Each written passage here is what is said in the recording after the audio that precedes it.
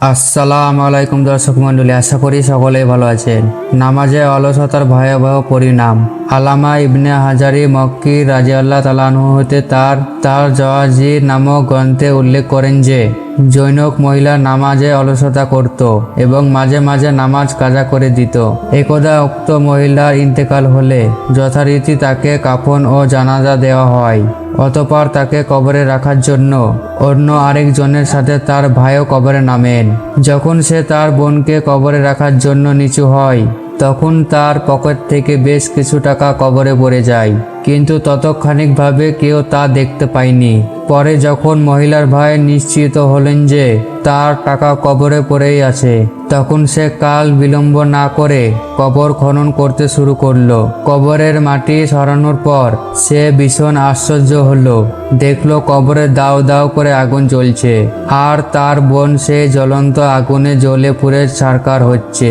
এ দৃশ্য দেখা মাত্র সে মাটি দিয়ে কবর বন্ধ করে ভয়ে চিৎকার করতে করতে বাড়ি ফিরে এলো। ছেলের গণবিদারী চিৎকার ও ভয়াবহতা চেহারা দেখে মা বলল, কি হয়েছে তোমার? এমন করছো কেন? তাড়াতাড়ি খুলে বলো। সে বলল, আম্মা, আমি তোমার মেয়ের কবরের মধ্যে জ্বলন্ত আগুন দেখে এসেছি। মা, আমার বোন এমন কি পাপ করেছে যার জন্য তার এই যন্ত্রণাদায়ক শাস্তি হচ্ছে? ছেলের কথা শুনে মায়ের দু চোখে বাঁধভাঙ্গা জলস্রোতের মতো অশ্রু দ্বারা নেমে এলো। গভীর বেদনা তার সমস্ত হৃদয়কে আচ্ছন্ন করে ফেলল। রুমালে মুখ মুছলেন তিনি, তারপর বাষ্পরুদ্ধা কণ্ঠে বললেন, আমার জানা মতে তোমার বোন বড় কোনো গুনাহের কাজ করেনি, তবে এতটুকু বলতে পারি যে সে মাঝে মাঝে নামাজে অলসতা করত। কাজের ব্যবস্থা কিংবা সামান্য কারণে সে নামাজ কাজা করে ফেলত।